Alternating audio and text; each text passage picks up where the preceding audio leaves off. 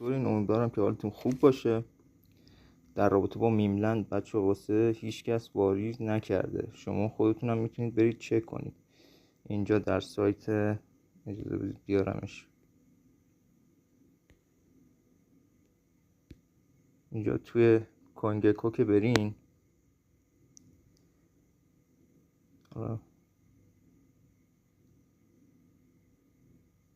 اجازه بدید بالا. خب اینجا قسمت اینفو رو که بزنید توی این سایت تونسکن و تون ویور میتونید برین چک کنید که هولدراش رو چک کنید ببینید چه تراکنشایی زده. همینطور که میبینید اینجا هولدرز رو که بزنید میبینید کلا این تعداد بلد هست که این توکن رو دارن و واسه هیچ کس واریز نکرده. دیشبم من چک کردم 30 نفر هولدر داشت، الان 28 نفر داره. اندازه دنبال کننده های کانال من که بچه ممنون میشم اگر که سابسکرایب کنید. بعد از این همه مدت هنوز 28 نفر بیشتر دنبال کننده نداریم و واقعا به حمایت شما دوستان نیازمندیم تا بتونیم ادامه بدیم.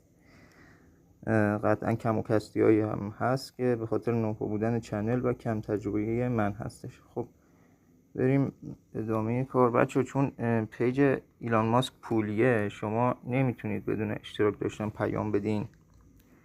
من احساس میکنم که این پیام آخری که دادن، پست آخری که گذاشتن، منظورشون همینه. چون شما حالا این آخرین کارم بکنید براشون میبینم واریز میکنن یا نه. این دیگه آخرین کاریه واقعا من خودم میکنم برای این پروژه. خب ببینید توی این قسمت استارت بکنید، اینو کپی کنید. الان بریم داخل پیج ایلان ماسک، نمیتونیم براش واریز کنیم، اما توی پستی که گذاشته، در همون پستی که عکس بابا نوئل گذاشته، روی همون میتونین کجاست، چقدرم رد شدیم ازش. توی کامنتاش میتونید برید اون پیام رو کپی پیست کنید که ببینیم. فکر میکنم منظورش همینه، چون همینطوری نمیتونیم برای ایلان ماسک پیام بدیم. او چقدرم ازش رد شده.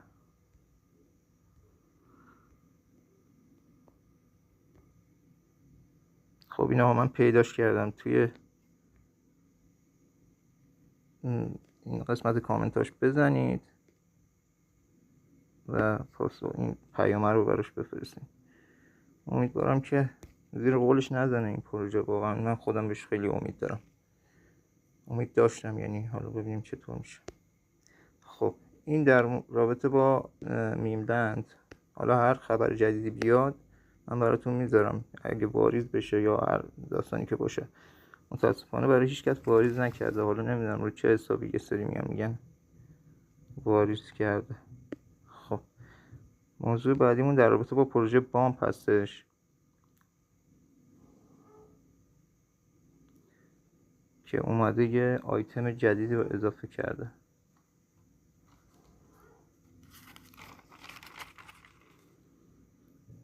که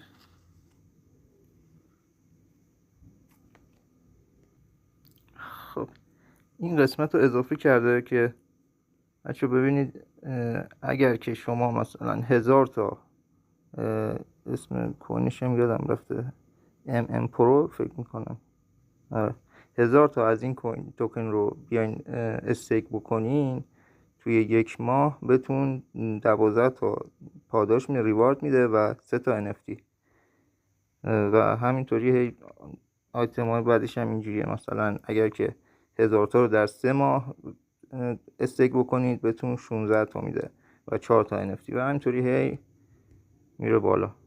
خب برای این کارم باید برین داخل همین قسمت بای ناو رو که بزنید میبرتتون توی سایت استونفای.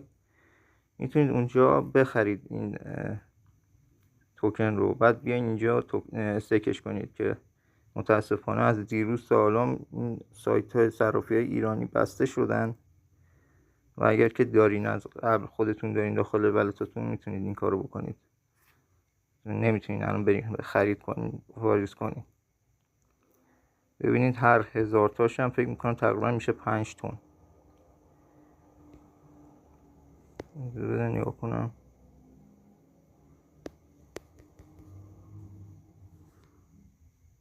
هر 1000 تاش میشه 4 تن، 23 دلار.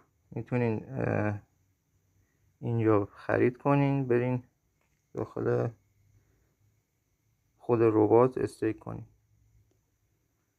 که ببینید اگه تعدادش هم خیلی میره بالا. اگر که مثلا البته 50,000 تاش خب قیمتش خیلی بالا میشه، ولی خب مثلا 100 تا NFT میده. حالا باید ببینیم NFT هاش چیا هست، باید مشخص میشه. حالا من خودم سعی میکنم بیام یه مقدار استیک بکنم، حالا کمترین مقدارش که میشه به این صورت. خب ببینم دیگه در مورد چی میخواستم بهتون میگم. در مورد هات کوینم یه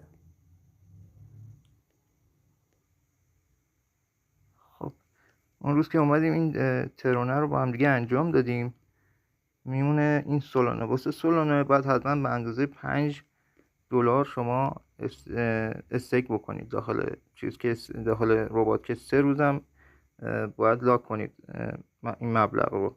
حالا من چیزی که بعدا متوجه شدم که باید مبلغ بیشتری چیز میکردم.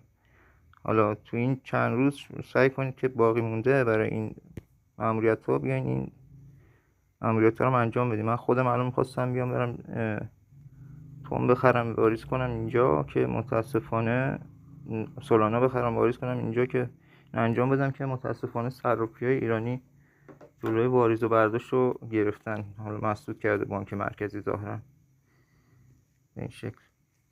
خیلی ممنون که تا اینجا همراه بودین. لطفا بچه‌ها سابسکرایب بکنین که واقعا نیازمند حمایتتون هستم، و لایک فراموش نشه. مرسی، خدا نگهدار.